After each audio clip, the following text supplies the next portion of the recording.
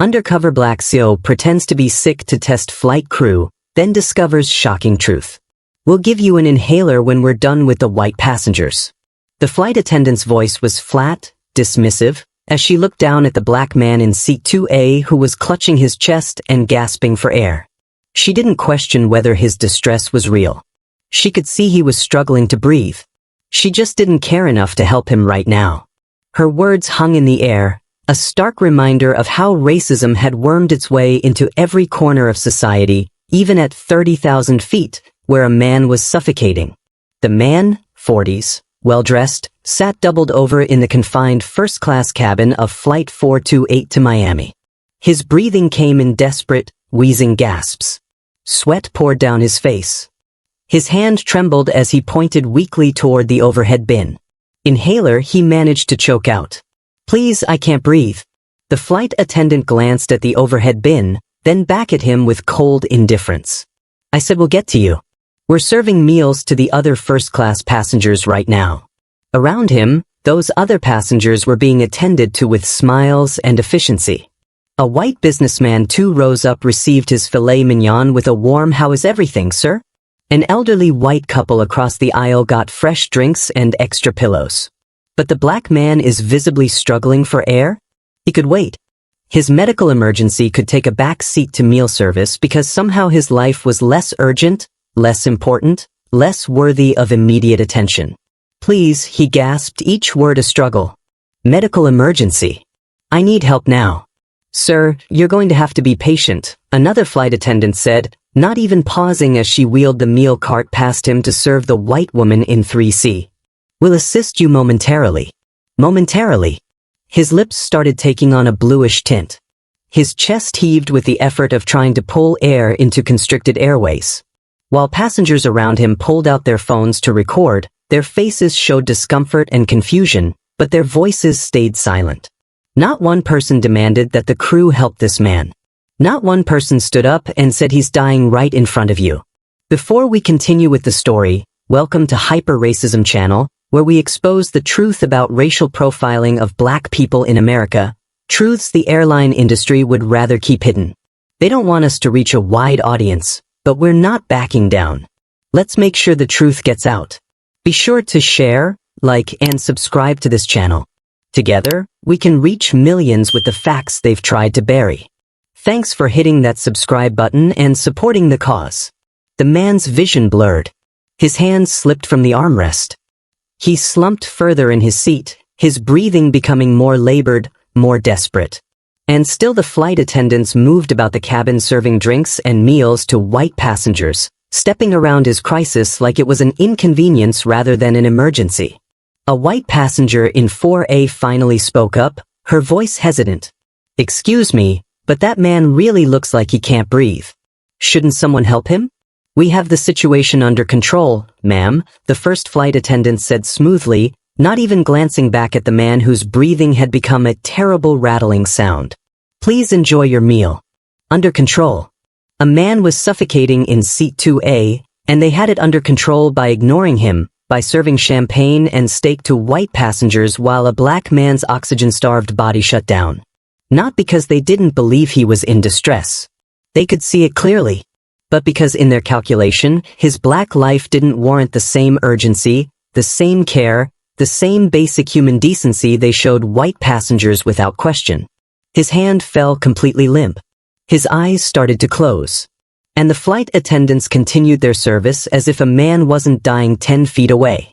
If you believe no human being should be left to suffocate because of their skin color, keep watching. If you think medical racism on airplanes is something we left in the past, you need to see what happens next. And if you've ever been ignored in an emergency, had your pain dismissed, watched help go to others while you suffered, drop a comment below. Tell us where you're watching from and what time it is right now. We're reading every single one. This story doesn't end the way you think. What happens when this man reveals who he really is will freeze everyone on that plane. And what you will discover next will shock you to your core. But to understand how we got here, how a black man ended up gasping for air while being ignored by flight attendants at 30,000 feet, we need to go back 8 hours to that morning when this journey began. His name was David Morrison. 42 years old, CEO of Horizon Airways, one of the fastest-growing regional airlines in the United States. He'd built the company from the ground up over 15 years, starting with 2 leased aircraft and a dream, growing it into a fleet of 40 planes serving 25 cities across the country. Forbes had profiled him. Black Enterprise had named him Entrepreneur of the Year. He sat on boards, gave speeches, and was recognized in airports by travelers who'd read about his success story. But over the past 6 months, something had been eating at him. Complaints. Quiet at first, then growing louder. Black passengers are reporting discrimination on Horizon Airways flights. Being questioned about their tickets. Receiving worse service than white passengers. Being treated with suspicion in first class. One elderly black woman had written directly to his office describing how flight attendants had ignored her call button for 30 minutes while white passengers received immediate attention. A young black businessman reported being asked 3 times to verify his first-class ticket was legitimate while white passengers boarded without question.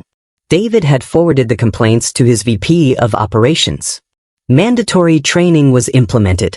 Diversity initiatives were launched. Public statements were made about Horizon Airways' commitment to equality. But the complaints kept coming.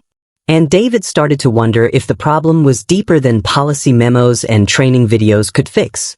So he'd made a decision. He was going to fly on one of his own planes, completely undercover as a regular passenger. No CO perks. No special treatment. No one on the crew knew who he was. He'd even disguise himself so nobody would recognize him from photos or media appearances. That morning, he'd carefully transformed himself. Added gray makeup to his hair at the temples, making himself look older. Put on reading glasses with thick frames he never usually wore. Dressed in clothes different from his usual style, plain and modest, the kind an average traveler might wear. He'd booked the first-class ticket under a fake name, Robert Jenkins, using a credit card not connected to his company. To everyone at the airport and on the plane, he'd appear to be just an ordinary middle-aged black man traveling alone. Someone easy to overlook. Someone with no power, no authority, no recourse. He'd driven himself to the airport in a regular car, not his usual luxury vehicle. Parked in the economy lot.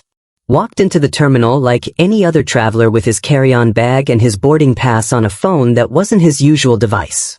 Around him, the airport buzzed with morning chaos. Families rushing to the gates. Business travelers move efficiently through familiar routines. Announcements echoing through the terminal. David had made his way to the Horizon Airways check-in area, not to announce himself but to observe. He'd watched his gate agents process passengers for the Miami flight. He watched how they smiled at white passengers, efficiently handled their requests, and answered questions with patience. Then he'd watched a young black woman approach the counter and seen the agent's expression change. Seen the extra scrutiny. Heard the questions about payment verification. He watched the black woman's face show hurt and confusion while being treated like a potential fraud. His jaw had tightened, but he'd said nothing. Just observed. Documented. This was exactly why he was here. Security had been revealing. He'd been pulled aside for additional screening, his bag searched thoroughly, while white passengers his age went through standard procedures without extra attention. He'd stood there with his arms raised for the pat-down, watching white travelers breeze through, and felt the humiliation his black passengers must feel regularly. At the gate, he'd sat away from the crowd, his disguise working perfectly. Nobody recognized him. Nobody gave him a second glance. He was invisible. Just another black passenger waiting to board. He'd watched the boarding process carefully. Watched how the gate agent welcomed first-class passengers with warm smiles and helpful assistance. Watched how her demeanor changed when black passengers approached, becoming cooler, more scrutinizing. When his boarding group was called, he'd walked up to the gate under his fake name, Robert Jenkins. The gate agent had scanned his boarding pass, then looked at him with that familiar expression of doubt. First class? She'd asked, as if confirming he hadn't made a mistake. Yes, ma'am, David had said, keeping his voice neutral. And how did you purchase this ticket?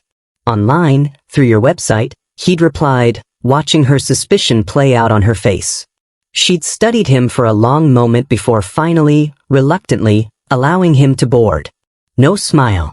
And welcome aboard. Just suspicion thinly veiled as procedure. He'd walked down the jetway knowing his experiment was already confirming his worst fears. The plane was a Boeing 737, one of his newer aircraft. Well maintained. He took pride in his fleet. He'd found seat 2A, a window seat in the first row of first class. Settled in. Put his carry-on in the overhead bin. And waited to see what would happen next. Other first-class passengers had boarded. A white businessman was greeted warmly by name by the flight attendants. An elderly white couple was helped with their bags and offered pre-departure beverages immediately. A young white woman who received a bright smile and were so happy to have you aboard. When the flight attendants had reached David's row, their demeanor had shifted completely. No warm greeting. No offer of pre-departure beverage. Just a glance, a slight frown, and a move to the next row, where a white passenger received the full first-class treatment. He'd said nothing. Just observed. This was data. This was evidence of everything his black passengers had been trying to tell him while his corporate office dismissed their complaints as misunderstandings. The plane had taken off smoothly. Once at cruising altitude, meal service had begun. David had watched as flight attendants moved through first class with their carts and attention. White passengers received their meals with smiles, conversation, offers of seconds, and extras. When they'd finally reached his row, the service had been cold and minimal. Your meal, sir. Drink?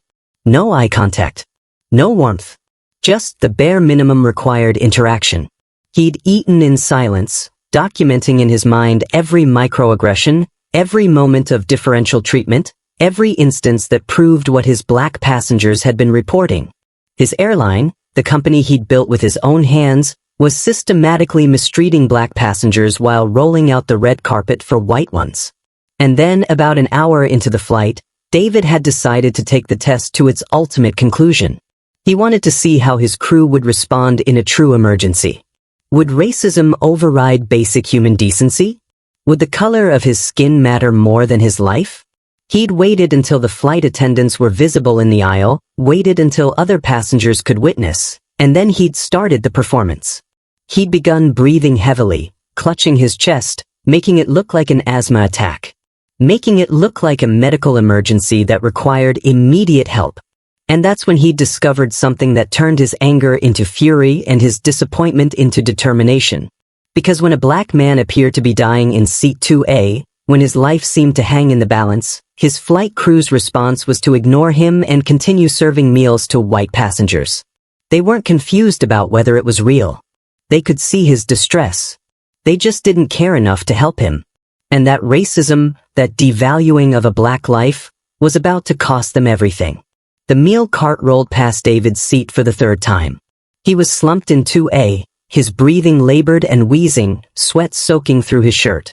The flight attendant pushing the cart, a white woman in her 30s named Jessica, according to her name tag, glanced at him briefly and kept moving. No pause. No concern. Just a flicker of acknowledgement that someone was in distress and a decision that it wasn't worth interrupting her service routine. Inhaler, David gasped, pointing weakly at the overhead bin. Please. Jessica called over her shoulder to her colleague, another flight attendant named Michelle, who was serving drinks 2 rows back. The passenger in 2A is asking for something from the overhead. Michelle looked over, saw David struggling to breathe, and shrugged. He can wait until we finish service. We're almost done.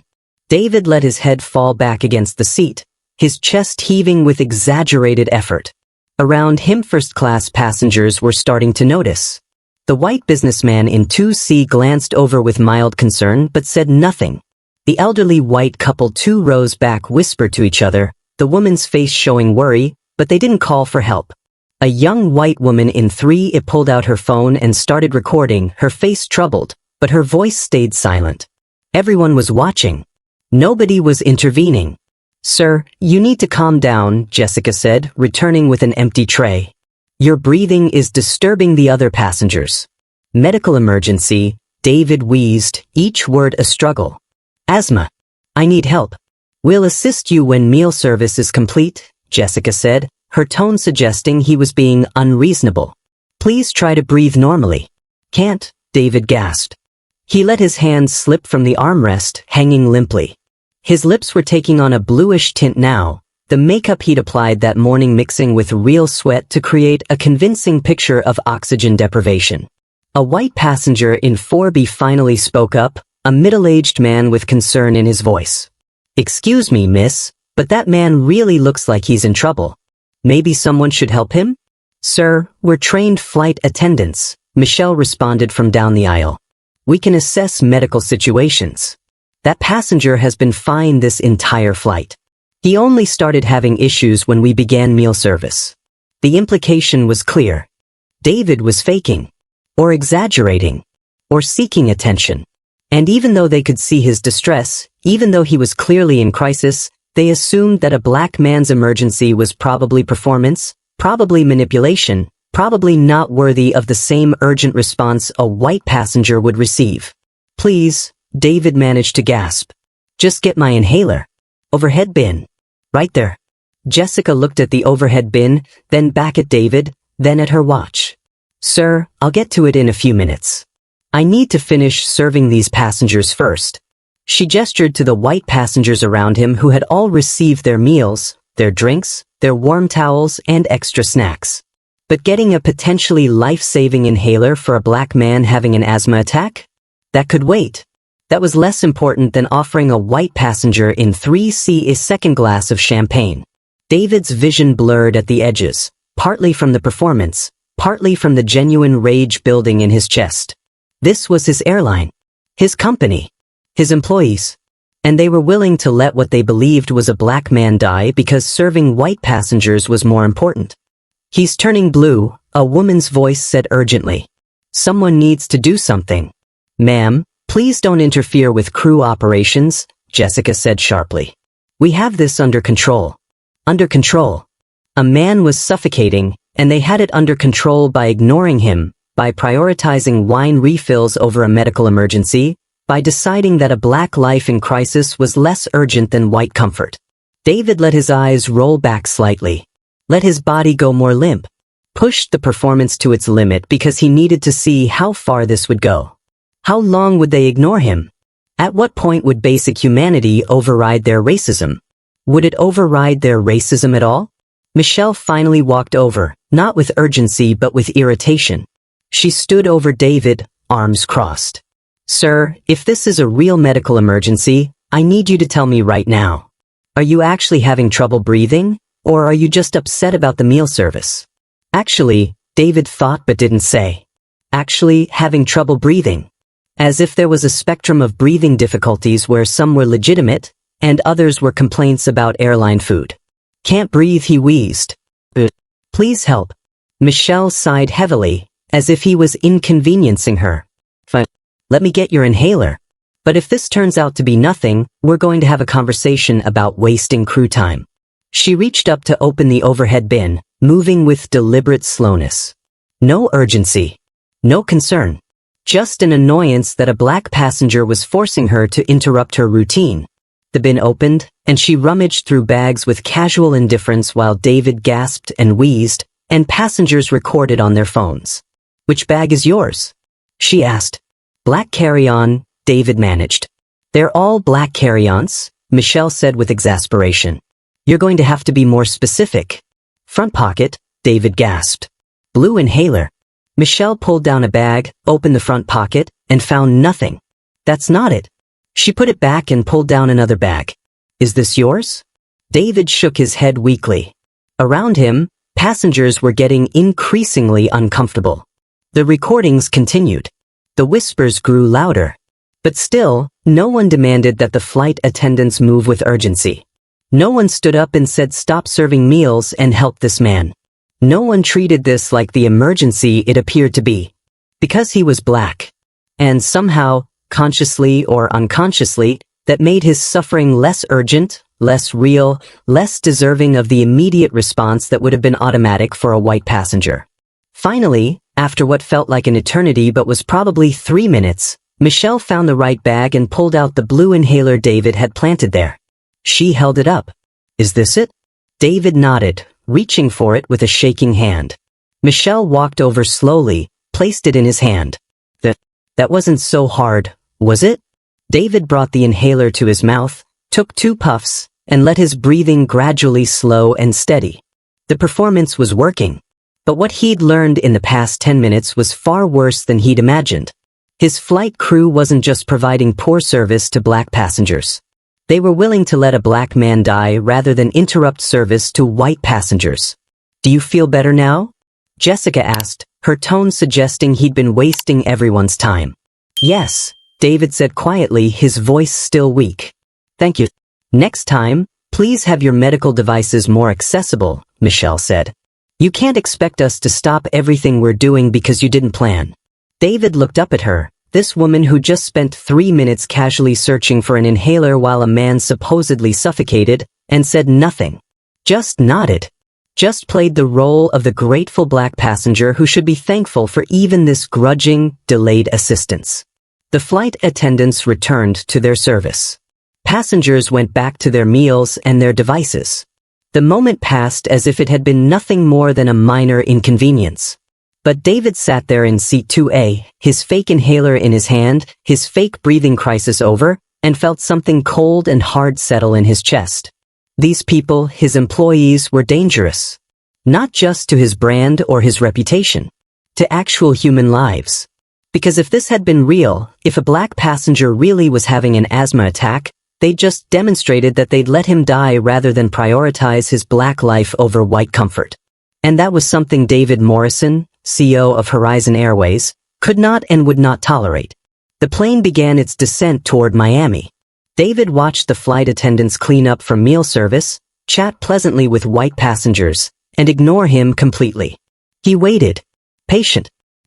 Because in about 20 minutes, when they landed, when they thought this flight was over and they'd completed another shift, he was going to reveal exactly who Robert Jenkins really was. And their world was about to end. As the plane continued toward Miami, David remained in seat 2A, quietly observing, documenting, his anger building with each passing moment.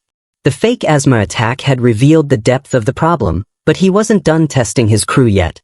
He wanted to see how far the discrimination went, how many ways his black passengers were being mistreated while white passengers received the service they paid for.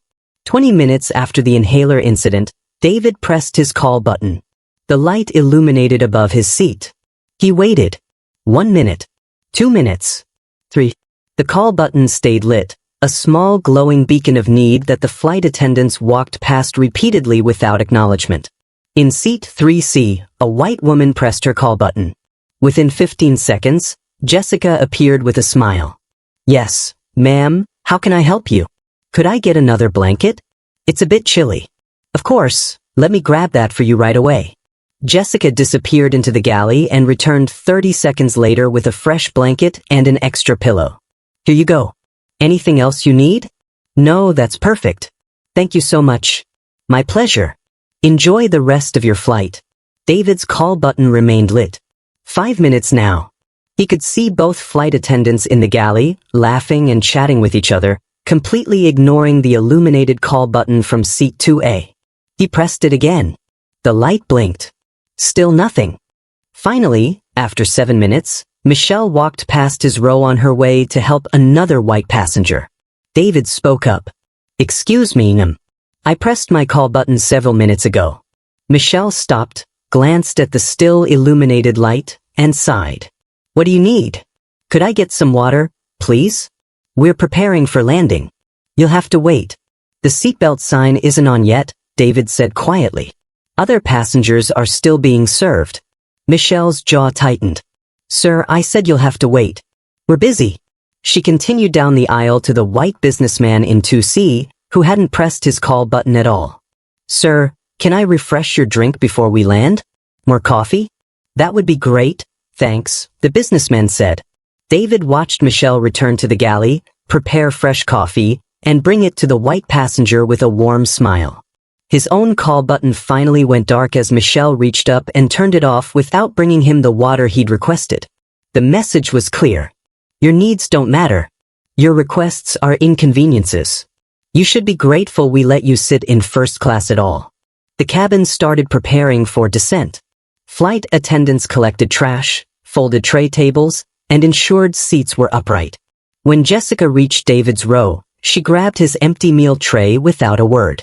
No smile. No eye contact. Just efficient removal of items as if he were part of the furniture rather than a paying passenger. In contrast, when she reached the elderly white couple behind him, her demeanor changed completely. Did you folks enjoy your meal? Can I get you anything else before we land? Oh, you're visiting family in Miami? How wonderful. Well, you have a blessed day now. The differential treatment was so stark, so undeniable, that other passengers were starting to notice and look uncomfortable. The young white woman who'd been recording earlier had her phone out again, capturing the contrast. The businessman in 2C shifted awkwardly in his seat, clearly aware that he was receiving better treatment than the black man in front of him for no reason other than skin color. As the plane descended through clouds toward Miami, David made a mental list of everything he'd witnessed. The suspicious questioning at the gate. The lack of a welcome aboard. The delayed meal service. The refusal to help during his fake medical emergency. The ignored call button. The denied water request. The cold, dismissive treatment that came with every interaction. Each incident alone might be dismissed as a misunderstanding, a busy crew, a bad day. But together they formed a pattern so clear, so consistent, so unmistakably racist that there could be no doubt. His airline was systematically providing inferior service to black passengers while rolling out premium treatment for white ones. And it was about to stop. Permanently. The landing gear deployed with a mechanical rumble. The plane descended toward the runway. David looked out the window at Miami appearing below, the city where his corporate headquarters was located, where his executive team worked, where decisions about his airline's future were made. In about 15 minutes, those flight attendants laughing in the galley would learn that the black passenger they'd ignored, dismissed, and endangered was not Robert Jenkins, a random traveler with no power and no recourse. He was David Morrison, their boss, the man who signed their paychecks. The CEO was about to make sure that their careers in aviation ended today. The plane touched down smoothly.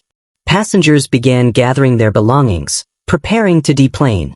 David sat quietly in 2A, in no rush. He had time. He had all the time in the world. Because justice, real justice, was about to be served at 30,000 feet. And every person on this plane was about to witness what happened when you treated people like they were less than human because of the color of their skin. The plane taxied to the gate. The seatbelt sign turned off. Passengers stood up, reaching for overhead bins. David remained seated, watching, waiting. The flight attendants began their usual routine, opening the forward door, preparing to say goodbye to passengers. Jessica stood at the door with her practiced smile, ready to thank passengers for flying Horizon Airways. Michelle stood beside her.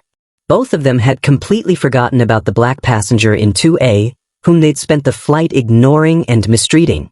They were about to remember him. Permanently. Passengers began deplaning. The white businessman. The elderly couple. The young woman with her phone. One by one, they filed out, some glancing back at Davi, who still sat in his seat, some whispering to each other about what they'd witnessed, some clearly uncomfortable with their own silence. When the cabin was nearly empty, when only a few passengers remained in the back, David finally stood up. He pulled his carry-on from the overhead bin. He adjusted his glasses. And he walked slowly toward the front of the plane where Jessica and Michelle stood. "Have a nice day," Jessica said automatically, barely looking at him. David stopped directly in front of her, looked her in the eyes, and said in a voice that carried through the entire plane, "Actually, I need to speak with both of you. Right now. And I need the captain to join us." Jessica's professional smile faltered. "Sir, if you have a complaint, you can contact customer service. We need to prepare for our next flight." "This can't wait," David said quietly. "And trust me, you want to have this conversation now, here, before you leave this aircraft." Something in his tone made both flight attendants pause. Made them look at him more carefully. Made them sense that something was very, very wrong. "Sir, who are you?" Michelle asked, suspicion creeping into her voice. David reached into his pocket, pulled out his real identification, his CEO credentials, and his company badge that identified him as David Morrison, Chief Executive Officer, Horizon Airways. He held it up so both women could see it clearly. The color drained from both their faces. Jessica's mouth fell open. Michelle actually took a step back, her hand flying to her mouth. "Oh my God," Jessica whispered. "That's right," David said, his voice steel wrapped in silk. "I'm David Morrison. I own this airline. And for the past 3 hours, I've been watching you demonstrate exactly why black passengers have been filing complaints about discrimination on my flights. The complaints I thought might be exaggerated. The complaints I hoped were misunderstandings." He paused, letting that sink in. They weren't misunderstandings. They were accurate. And you two just showed me exactly how deep the racism runs on my own planes. The remaining passengers who hadn't yet deplaned had stopped, sensing drama, pulling out phones to record. Jessica and Michelle stood frozen, their careers flashing before their eyes, unable to form words. And David Morrison wasn't done yet. Not even close. David stood there at the front of the plane, his CEO credentials in hand, watching the terror spread across Jessica and Michelle's faces. But he didn't unleash his fury yet. Instead, he lowered his voice, his tone measured but heavy with emotion that had been building for 3 hours. "Before we talk about consequences, I need both of you to understand something." He gestured back to seat 2A. "That man you ignored? Robert Jenkins? That's not his real name. That's me in disguise. Gray in my hair. Different glasses. Clothes I'd never normally wear. I made myself look older, more ordinary, more invisible. Do you know why?" The flight attendants stood silent, faces pale, unable to answer. "Because 6 months ago, an elderly black woman named Dorothy Williams wrote to my office. She told me that on a Horizon Airways flight, she pressed her call button 14 times during a 3-hour flight. 14 times. And not once did any flight attendant respond to her. She watched white passengers get served, get helped, get smiled at. But her? She was invisible. She wrote that she felt less than human on my airline. Those were her exact words. Less than human." David's voice cracked slightly, the emotion real now, not performance. "She's 78 years old. She marched with Dr. King in the 1960s. She lived through segregation, through Jim Crow, through decades of being told she wasn't good enough because of her skin color. And on my airline in 2025, she felt that same dehumanization all over again." Jessica's eyes were filled with tears, but David didn't stop. Then a young man named Marcus Thompson contacted us. 25 years old, software engineer, first time flying first class because he'd saved up for a trip to see his dying grandmother. He said your colleagues at the gate questioned his ticket 3 times. Asked how he could afford it. Implied he must have stolen it or used a fraudulent credit card. He showed them his boarding pass, his ID, his credit card, and his confirmation email. And still they treated him like a criminal. He missed boarding because they detained him for so long with their questions. He missed saying goodbye to his grandmother because she died while he was stuck at a gate being interrogated for being black in first class. Michelle made a small sound, something between a gasp and a sob. "And today," David continued, his voice getting stronger, "I pretended to be Robert Jenkins because I needed to see for myself. My executive team told me the complaints were isolated incidents. Training issues. Misunderstandings. They said we'd addressed it with mandatory diversity seminars. They assured me it wasn't systemic." He looked directly at both women. "But it is systemic, isn't it? Because I watched you greet every white passenger warmly and ignore me. I watched you serve everyone else meals first while I waited. I watched you offer blankets and pillows and extra drinks to white passengers while my call button stayed lit for 7 minutes. And when I had what you thought was a medical emergency, when you believed I was suffocating right in front of you, you decided serving wine to white passengers was more important than getting me an inhaler. Do you understand what that means?" David's voice rose slightly now, the controlled fury breaking through. "It means if I had been a real passenger having a real asthma attack, I might have died. And you too would have been responsible. Because my black life mattered less to you than white comfort." The captain had appeared in the cockpit doorway, his face confused, trying to understand what was happening. David turned to include him. "Captain Hayes, did you know what was happening in your cabin today? Did you know your flight attendants ignored a medical emergency?" The captain's face went white. Medical emergency? Well, I faked an asthma attack to test my crew's response. David's voice was bitter now. And they failed. Spectacularly. They saw a black man struggling to breathe and decided it could wait. That's not just bad service, Captain. That's criminally negligent. That's the kind of racism that kills people. He turned back to the flight attendants, his voice dropping to something quieter but more devastating. My grandmother died on an airplane. Did you know that? 20 years ago. She had a heart attack on a flight, and the crew was slow to respond. Too slow. By the time they got her the help she needed, it was too late. I was 17 years old. I watched my strong, beautiful grandmother, who raised me, be treated like her emergency wasn't urgent enough. And I've always wondered if they would have moved faster if she'd been white. A tear rolled down David's cheek, real emotion from a real wound that had never fully healed. That's why I built this airline. I wanted to create a company where every passenger, regardless of their skin color, would be treated with dignity, would be safe, would matter. I wanted my grandmother's death to mean something. And today I learned that I failed her. Because 20 years later, on my own airline, the same racism that killed her is alive and well. You two just proved it. Jessica was crying openly now. Michelle had her hand over her mouth, tears streaming down her face. The captain looked stricken. The few remaining passengers who'd stayed to watch were silent, some wiping their own eyes, the weight of what they'd witnessed finally hitting them. Mr. Morrison, Jessica whispered.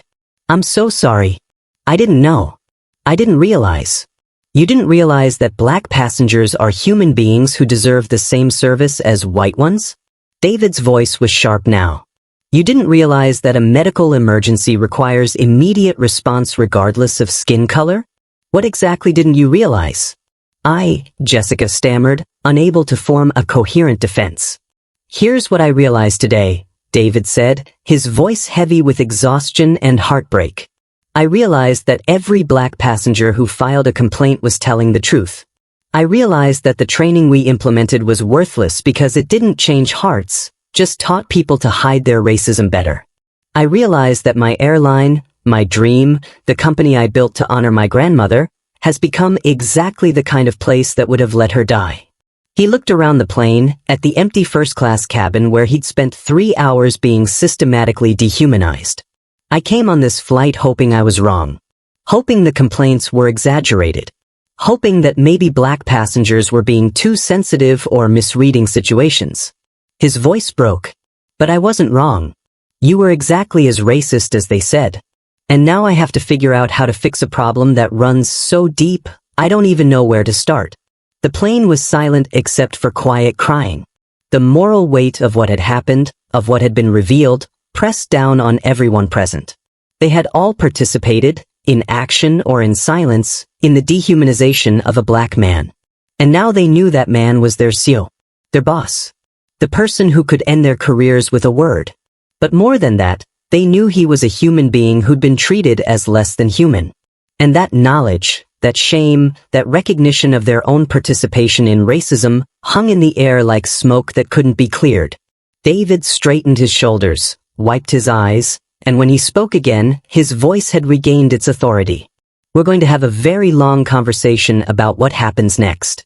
But first, I want video statements from every passenger who witnessed what happened today. I want documentation of everything. Because this isn't just about you two. This is about changing an entire system. And I'm going to use what happened on this flight to make sure it never happens again.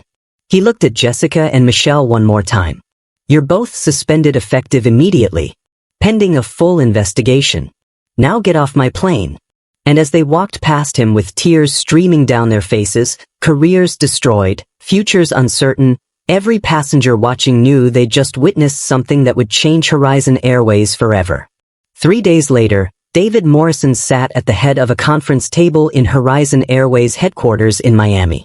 Around him sat his entire executive team, his VP of operations, his head of human resources, his legal counsel, and representatives from every department that touched passenger services. The mood in the room was tense, heavy with the knowledge that their CEO had just exposed something rotten at the core of their company. On the screen behind David, video footage played silently. His hidden body camera had captured everything. The suspicious looks at the gate. The delayed service. The ignored call button. The fake asthma attack and the flight attendant's negligent response. Every moment of discrimination is documented in painful, undeniable detail. I've spent the last 72 hours reviewing every discrimination complaint filed with this airline over the past 3 years, David began, his voice controlled but edged with steel. Do you know how many there were? The executives shifted uncomfortably. No one answered. 417. David let that number hang in the air. 417 black passengers, Hispanic passengers, Asian passengers, and passengers of color who took the time to write to us, call us, or file formal complaints about being treated differently from white passengers. And do you know how many of those complaints resulted in employee terminations? More uncomfortable silence. David's voice rose slightly. Not one single termination. Some written warnings. Some mandatory training sessions. But nobody lost their job. Nobody faced real consequences. We told these passengers we took their concerns seriously. We sent them apology letters and flight vouchers. And then we did absolutely nothing to change the culture that allowed the discrimination to happen in the first place. He pulled up a spreadsheet on the screen. I had my team analyze the complaints by route, by crew, by airport. 47 employees, 47, had 3 or more substantiated complaints in their files. Some had as many as 8. And not one of them was fired. Not one was even suspended. We just kept moving them around, kept giving them chances, kept letting them treat passengers of color like second-class citizens on my airline. Mr. Morrison, the head of HR, spoke up hesitantly. We followed our progressive discipline policy. We can't just fire people without due process. David turned to her, his expression hard. Dorothy Williams sat in her seat for 3 hours, being ignored. Marcus Thompson missed saying goodbye to his dying grandmother. I had a fake asthma attack, and your crew let me suffocate for 10 minutes. At what point does due process become an excuse for protecting racist employees? The HR director had no answer. Here's what's going to happen, David continued. Every employee with 2 or more substantiated discrimination complaints is terminated. Effective immediately. I don't care about labor laws or wrongful termination lawsuits. We'll deal with the legal consequences. What I won't deal with anymore is employees who think treating passengers like they're less than human is acceptable. He pulled up another document. We're implementing a zero-tolerance policy. 1 substantiated complaint of racial discrimination, and you're done. No warnings. No second chances. No progressive discipline. 1 and done. But, sir, the legal counsel interjected. That's going to gut our workforce. We could lose a quarter of our flight crews. Good, David said flatly. Better to lose racist employees than continue losing passengers who deserve better. Better to face lawsuits from terminated workers than face a wrongful death lawsuit from a passenger who dies because our crew ignored their medical emergency. He stood up, his presence commanding the room. My grandmother didn't die so I could build an airline that perpetuates the same racism that killed her. We're going to fix this. We're going to rebuild this company with people who understand that every passenger, regardless of their skin color, deserves dignity, respect, and immediate assistance when they need it. And if that means firing half our staff and starting over, then that's what we're going to do. The executives looked at each other, understanding finally settling over them. This wasn't a PR problem to be managed. This was a moral reckoning.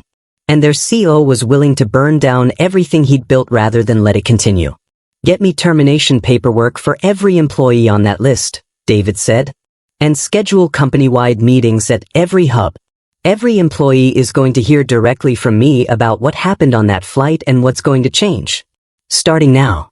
1 week later, David Morrison stood on a stage in the largest conference hall at Miami International Airport.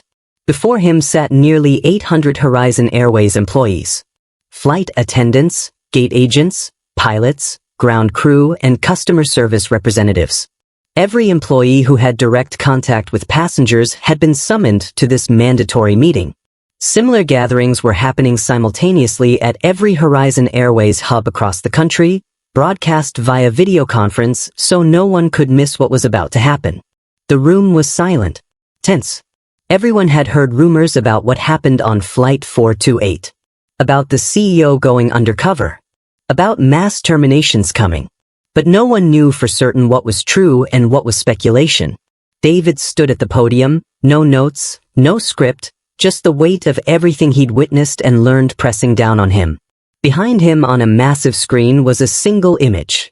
His body camera footage froze on the moment when he'd been slumped in seat 2A, gasping for air, while Jessica walked past with a meal cart. "My name is David Morrison," he began, his voice carrying through the silent hall. "Most of you know me as your CEO, the man who signs your paychecks, the man who built this airline from 2 leased planes into the company that employs you today. But last week, I became someone else. I became Robert Jenkins, an ordinary black passenger flying first class on one of our flights." He clicked a button, and the video began to play. The room watched in growing horror as the footage showed everything. The suspicious looks at the gate. The cold service. The ignored call button. The fake asthma attack. The flight attendant's negligent response. 3 hours of systematic discrimination played out in undeniable, documented detail. When the video ended, the silence in the room was suffocating. "That was my experience," David said quietly. 3 hours of being treated like I was less than human because of my skin color. And here's what I want you to understand. I'm the lucky one. I'm the CEO. I had the power to expose this, to demand change, to hold people accountable. But what about Dorothy Williams? What about Marcus Thompson? What about the 417 passengers who filed complaints over the past 3 years only to be dismissed, placated, and ignored? He paused, letting that sink in. They didn't have power. They didn't have recourse. They just had the pain of being discriminated against and the knowledge that nobody in this company cared enough to do anything about it. Movement at the back of the room. Security officers were entering, walking down the aisles with folders in hand. David had coordinated this carefully. Precisely. Publicly. "Jessica Martinez and Michelle Torres, please stand." 2 flight attendants in the 3rd row stood slowly, their faces already streaked with tears, knowing what was coming. The security officers approached them, handed them folders. "You're terminated," David said, his voice carrying across the silent room. "Effective immediately. For racial discrimination, negligence in a medical emergency, and violation of every value this company claims to stand for." Jessica sobbed openly. Michelle's hands shook as she held the termination letter. Security escorted them out of the hall while 800 employees watched in stunned silence. "Robertson, please stand." A gate agent near the front rose shakily. He'd questioned Marcus Thompson's ticket 3 times, detained him with suspicion, and made him miss his dying grandmother. Security approached with another folder. "Terminated. Sarah Williams, please stand." A flight attendant who'd ignored Dorothy Williams' call button 14 times. "Terminated. Marcus Davis. Linda Peterson. James Rodriguez." One by one, David called out names. Employees who had 2 or more substantiated discrimination complaints in their files. 47 people total. Each one stood. Each one received their termination paperwork. Each one was escorted out of the building while their colleagues watched, understanding finally dawning that this was real, that there would be consequences, that the culture that had protected racist behavior was ending right now. The room felt like a funeral. Some employees cried. Some sat stone-faced. Some looked relieved that accountability was finally coming. But everyone understood that Horizon Airways was being torn down and rebuilt in front of their eyes. When the last terminated employee had left the building, David spoke again, his voice heavy with emotion. "Those 47 people lost their jobs today. They'll claim it's unfair. They'll say they were just following training, just doing their jobs, just having bad days. But here's the truth. They treated human beings like they were less than human. And in my company, on my airline, that is unforgivable." He looked around the room at the remaining employees, many of whom looked terrified. "If you're scared right now, good. You should be. Because if you've been treating passengers of color differently, if you've been providing inferior service based on skin color, if you've been part of the problem, your days here are numbered."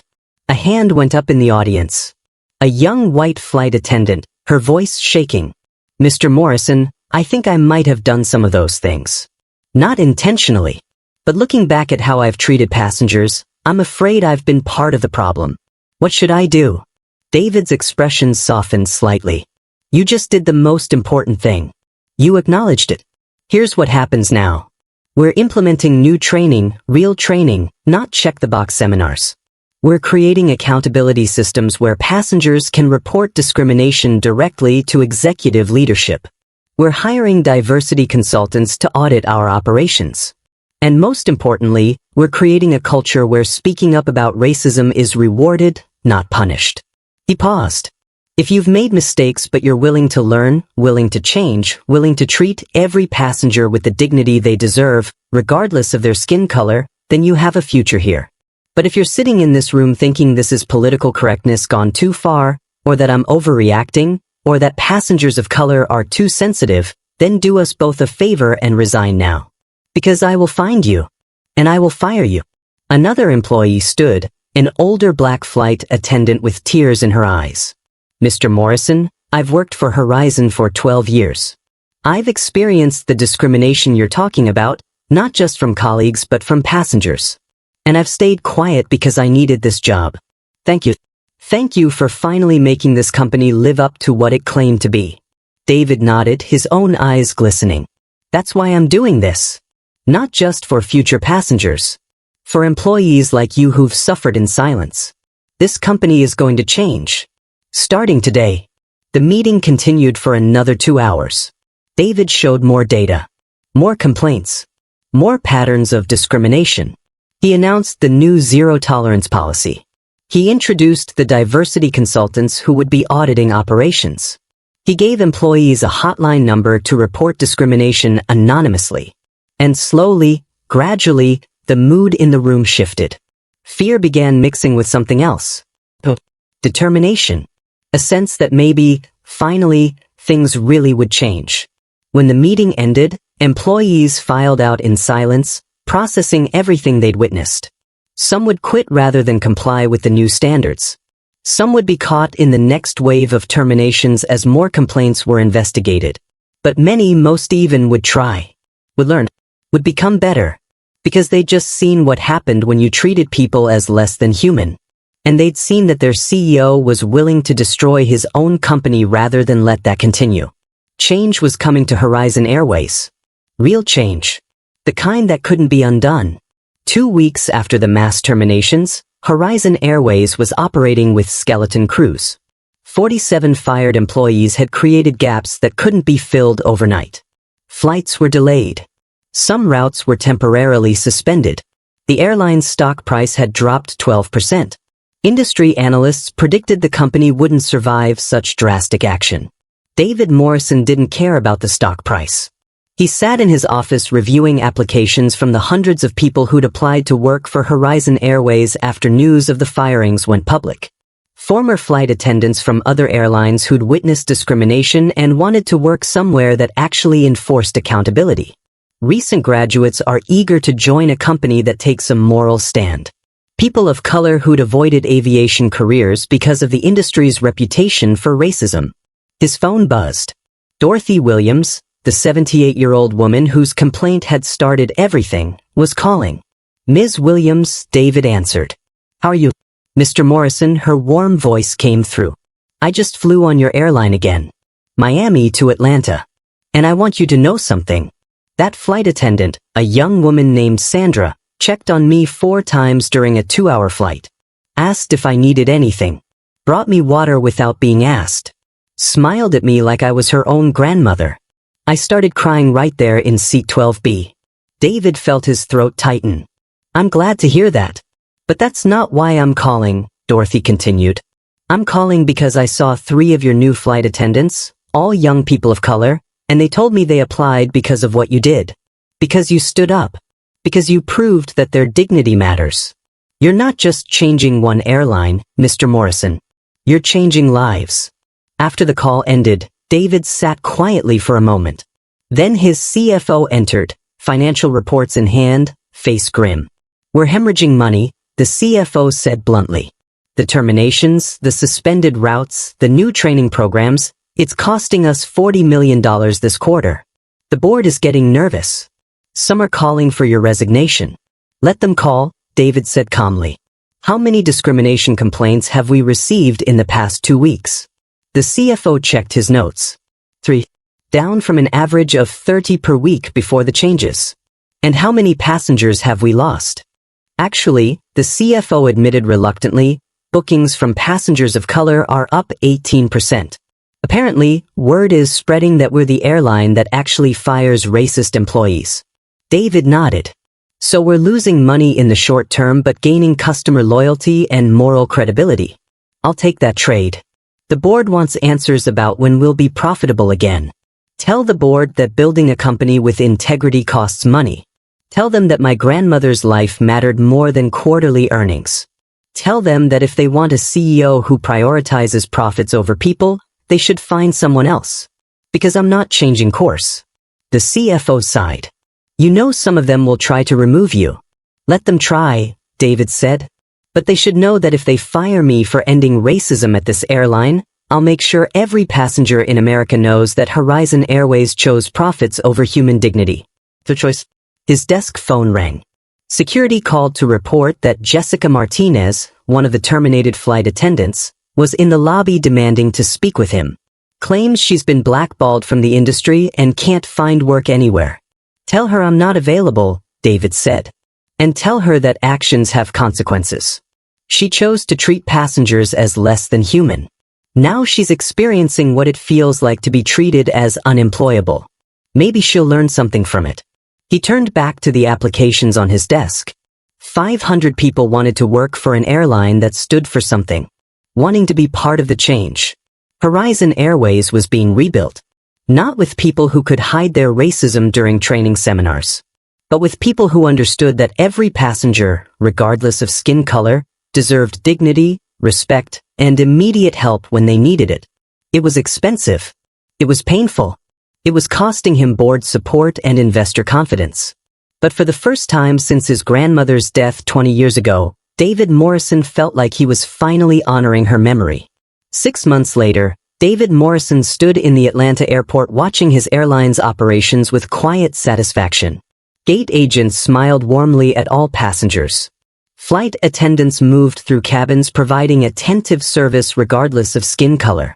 The culture had shifted, slowly but unmistakably.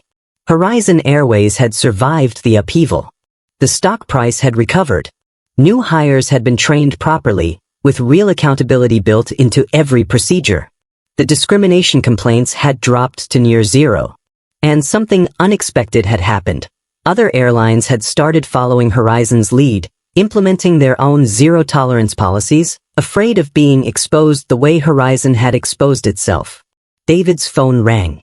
It was Marcus Thompson, the young man who'd missed his grandmother's death because of discrimination at the gate.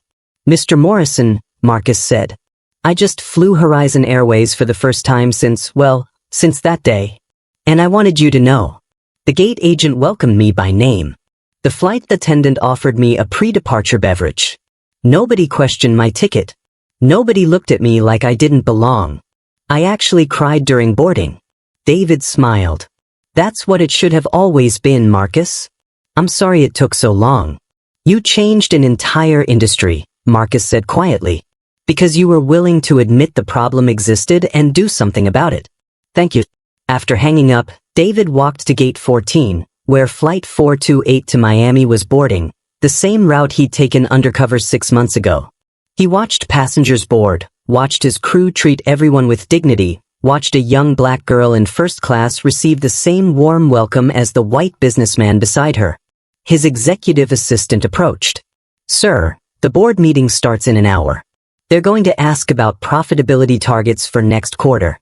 David nodded, still watching the gate. Tell them we hit our numbers. But more importantly, tell them we hit our values. We're finally the airline I always wanted us to be. As Flight 428 pushed back from the gate, David thought about his grandmother.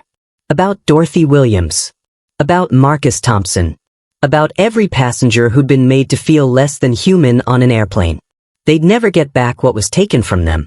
The pain, the humiliation, the trauma of discrimination couldn't be erased. But at least now, at least moving forward, future passengers wouldn't have to experience what they'd experienced. It wasn't perfect justice. Real life never offered perfect resolutions.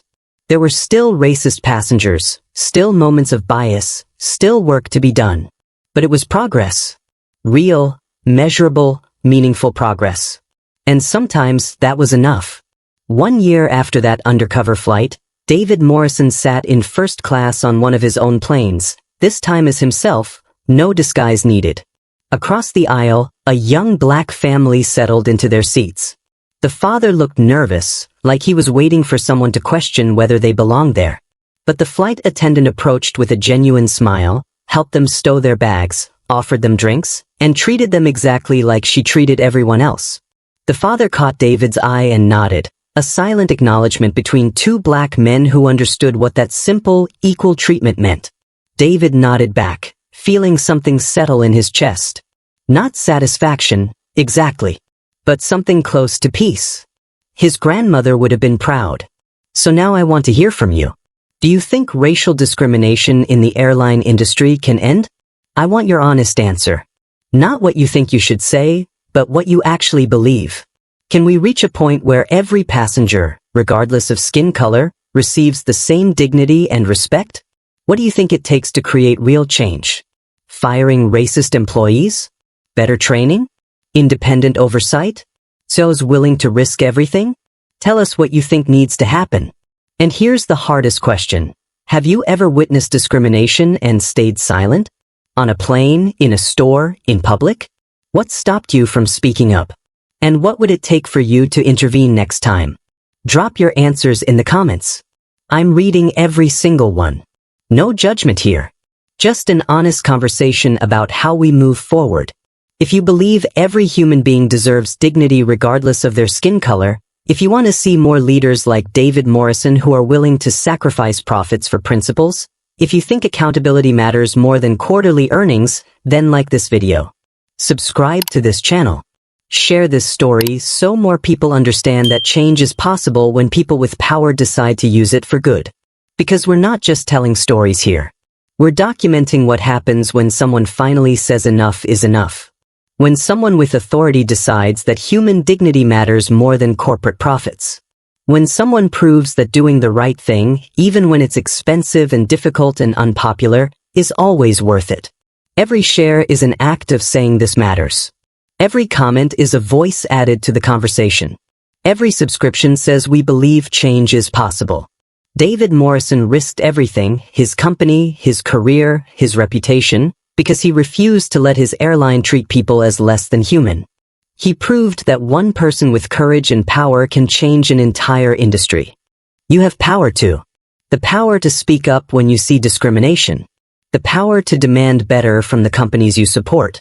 The power to refuse to stay silent when someone is being treated unfairly. Use it.